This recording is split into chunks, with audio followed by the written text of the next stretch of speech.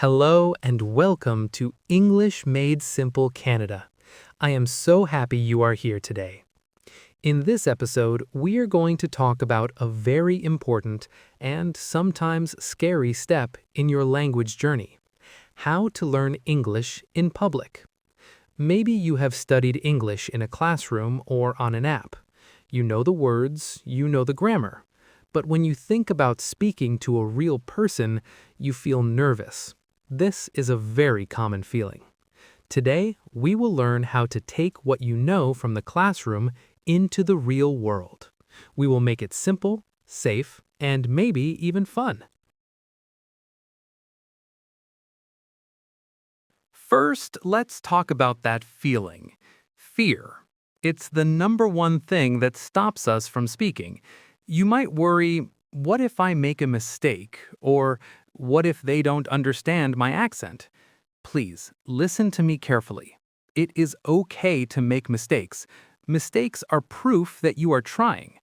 Also, most native speakers are very kind. They are happy that you are trying to speak their language. They will be patient. So change your goal. Your goal is not to speak perfect English. Your goal is to communicate one small idea. Start with a smile.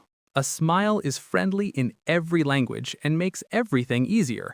It is a warm, welcoming gesture that can immediately put both you and the person you're speaking with at ease. A simple, genuine smile can break down barriers and make the person more receptive and patient. Remember, nonverbal cues are a powerful part of communication. Now, let's learn some conversation starters. These are simple phrases you can use to begin a small conversation. It is a good idea to memorize a few of them. For example, giving a compliment is very easy and friendly. You can say, "I like your bag." Or if you see someone with a dog, "Your dog is very cute." Another great way is to ask a simple question. In a store, you can ask an employee, "Excuse me, can you help me?"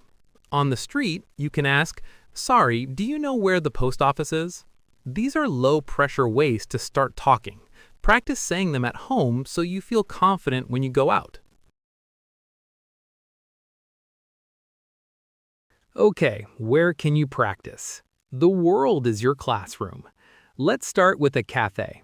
This is a perfect place for your first try. The conversation is usually very short and predictable. You can walk up and say, "Hello, can I have a regular coffee, please?" The person will tell you the price. You can say, "Thank you." That's it. You just had a successful conversation in English. Every time you do this, you will feel a little bit stronger. Let's try a bigger challenge. A shop. Imagine you are in a large store and you need to buy something. First, find an employee. You can walk to them, smile, and say, "Excuse me, I'm looking for shampoo." The employee might say, "It's in aisle 3. Now you have a chance to ask another question to be sure. You can say, "Aisle 3? Thank you." Then you can ask another question. "Also, do you know where the toothpaste is?" The employee might say, "Yes, that is also in aisle 3, next to the shampoo." You can finish by saying, "Great, thank you for your help." Look at what you did. You asked for help. You understood a direction, aisle 3, and you used polite phrases. This is a fantastic real-world practice. Another great place to practice is the library. It's a quiet, friendly environment. You can ask the librarian for help finding a book.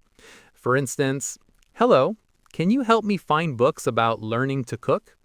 The librarian will be happy to assist you.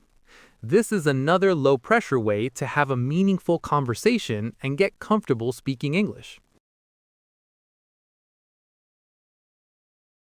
But practicing English is not just about speaking. It is also about listening.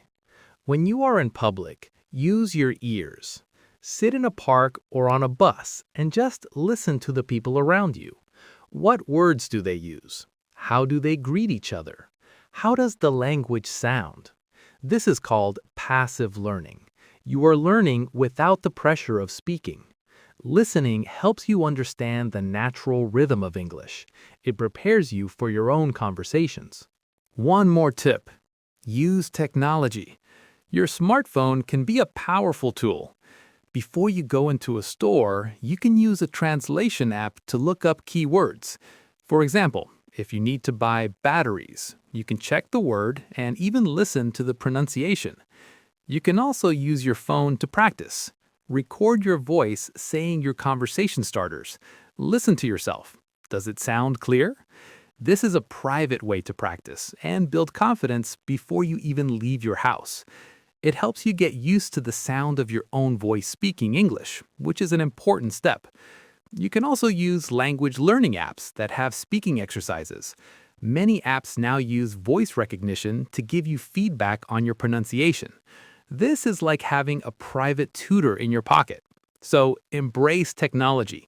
Let it be your friendly guide as you step out into the world to practice your English. It's a safe and effective way to prepare for real-life conversations. So, to review, start small to overcome your fear. Use simple conversation starters that you practice at home. Use everyday places like cafes and shops for practice. And remember to listen, because listening is learning too. Please be patient with yourself. Learning a language is a journey. Every word you speak is a victory. I believe in you. Thank you for listening to English Spark. Go out there and give it a try. Let's quickly recap the key strategies we discussed. First, acknowledge your fear and remember that making mistakes is a natural part of learning. Second, start with a warm smile to create a friendly atmosphere. Third, memorize a few simple conversation starters, like giving a compliment or asking a straightforward question. Fourth, choose low-pressure environments like cafes, shops, or libraries for your initial conversations. Fifth, embrace passive learning by tuning into conversations around you. And finally, use technology to your advantage by practicing with apps and looking up words beforehand.